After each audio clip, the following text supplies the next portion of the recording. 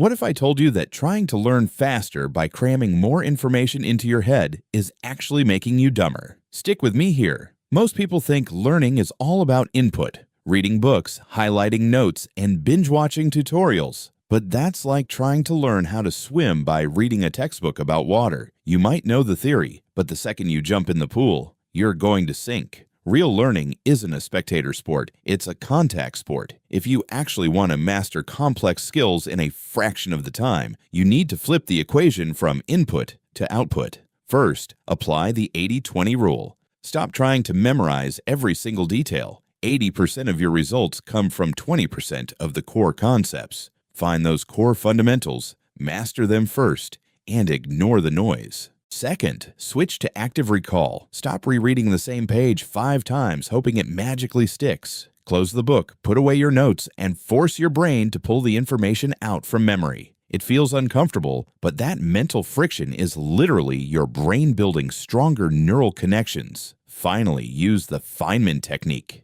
Explain it like you're teaching a 5-year-old. If you can't explain a complex idea in simple, everyday language without using fancy jargon, you don't actually understand it yet. Here's the thing. You don't need a higher IQ or more hours in the day to learn faster. You just need a better system. Focus on the vital core.